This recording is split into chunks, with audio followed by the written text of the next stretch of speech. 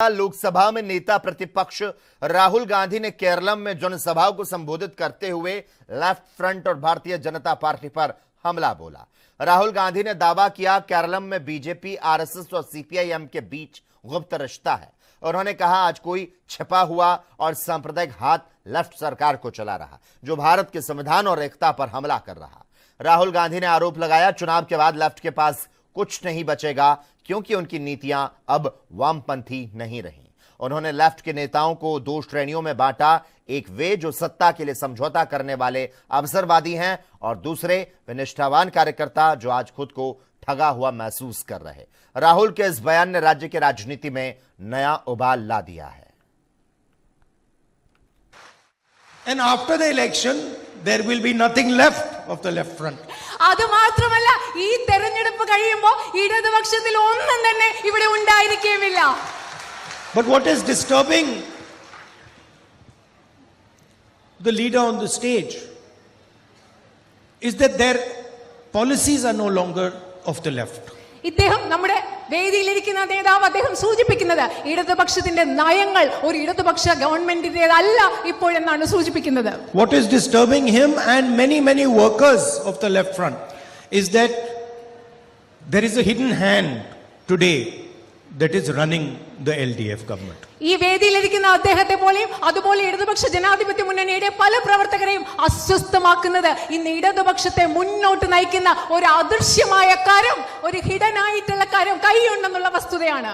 The hidden hand is communal. It does not accept the Constitution of India. It divides the people of India. It attacks the people of India, humiliates the people of India. ഇടതുപക്ഷത്തെ ഇന്ന് മുൻപോട്ട് നയിക്കുന്ന അദൃശ്യകരം എന്ന് പറയുന്നത് അത് വർഗീയതയുടെ അദൃശ്യകരമാണ്. ഈ രാജ്യത്തെ വിഭജിക്കുന്ന, ഈ രാജ്യത്തെ ജനങ്ങളെ ആക്രമിക്കുന്ന, ഈ രാജ്യത്ത് വിദ്വേഷം പരത്തുന്ന അദൃശ്യകരമാണ് ഇന്ന് എൽഡിഎഫിനെ മുൻപോട്ട് നയിക്കുന്നത്. And everybody in Kerala can see that there is a relationship now between the BJP, RSS and the left front, CPM. കേരളത്തിലുള്ള മുഴുവൻ ജനങ്ങൾക്കും മനസ്സിലാക്കാൻ സാധിക്കും ഇന്ന് കേരളത്തിൽ ബിജെപിയും ആർഎസ്എസും ഇടതുപക്ഷ ജനാധിപത്യ മുന്നണിയും തമ്മിൽ ഒരു ബന്ധമുണ്ടെന്നുള്ളത് നമുക്ക് മനസ്സിലാക്കാൻ സാധിക്കും. And most leaders in the left front understand this. ഇടതുപക്ഷ ജനാധിപത്യ മുന്നണിയുടെ ഭാഗമായ ഒരുപാട് നേതാക്കൾക്ക് ഈ കാര്യം മനസ്സിലാകുന്നുണ്ട്. There are two types of leaders in the left front. ഇടതുപക്ഷ മുന്നണിയിൽ രണ്ട് തരത്തിലുള്ള നേതാക്കളുണ്ട്. There are opportunistic leaders who want to come to power at any cost, will do anything to come to power. അവസരവാദത്തിന് മുഖ്യമായ പ്രാധാന്യം നൽകിക്കൊണ്ട് എങ്ങനെയും അധികാരത്തിലെത്താൻ ശ്രമിക്കുന്ന ഒരു കൂട്ടം നേതാക്കളുണ്ട്. They don't care whether they are being helped by BJP, RSS, anybody. They don't care. അവർക്ക് യാതൊരു ചിന്തയില്ല. അവർ ആർഎസ്എസ് സഹായിക്കട്ടെ, ബിജെപി സഹായിക്കട്ടെ, അതിനെപ്പറ്റി ഒന്നും ആകുലതയില്ലാത്ത ഒരു കൂട്ടം നേതാക്കളുണ്ട്. And then there are leaders. Bharatiya Janata party के नेता विनोद बचेती जी इस वक्त हमारे साथ फोन लाइन पर जुड़ चुके हैं। विनोद जी बहुत बहुत स्वागत है आपका एएनबी न्यूज में। विनोद जी, राहुल गांधी को मैं सुन रहा था, उन्होंने जिस तरह से कहा है लेफ्ट में कुछ भी लेफ्ट नहीं बचा है, एलडीएफ पर तो हमला उन्होंने बोला है, भाजपा आरएसएस से साठगांठ का दावा किया है, कितनी सच्चाई है इसमें, कैसे देंगे प्रतिक्रिया? देखिए, ये तो समझता है कि जिस तरह से राहुल गांधी जी का जो स्टेटमेंट आ रहा है उससे तो तय है कि जिस राहुल गांधी का जिस तरह से कांग्रेस का पूरे देश में सफाया हो रहा है और उस पर राहुल गांधी जी ने ये जो स्टेटमेंट दिया ये बिल्कुल क्लियर हो गया है इनका सफाया। जब क्योंकि जब आपका जनाधार खत्म हो जाता है, जनता का आपके प्रति जो नकारात्मक रवैया हो जाता है, कांग्रेस ने जिस तरह देश को इतने सालों में देश को लूटा खसोटा और धीमे धीमे जनता ने इनका सफाया कर दिया है, तो राहुल गांधी जी का स्टेटमेंट देना कि जो मतलब जिस तरह से दे रहे हैं इन्होंने स्टेटमेंट दिया, बड़े शर्मसार का विषय है ना। और जिस तरह भारतीय जनता पार्टी का पूरे देश में जनाधार बढ़ रहा है, देखिए अभी इन राज्यों में चुनाव है, आप पश्चिम बंगाल है, आसाम में और केरला में, तो जिस तरह से चुनाव में नतीजे आ रहे हैं, लोगों का जन समर्थन भाजपा को मिल रहा है, मोदी जी के काम को मिल रहा है, तो स्वाभाविक है राहुल गांधी की बौखलाहट में कुछ न कुछ तो बोलना है। देखिए है ना, नेता विपक्ष के हैं तो कुछ न कुछ बोलना है, ये बड़ा शर्मदार विषय है कि ऐसा जो बोल रहे। देखिए, एक तरफ जहां पर कांग्रेस और वाम दलों पर भारतीय जनता पार्टी तीखा हमला बोल रही है, दावा कर रही है राज्य में बीजेपी एनडीए के पक्ष में माहौल बन रहा है, जनता जो है वो बदलाव चाहती है।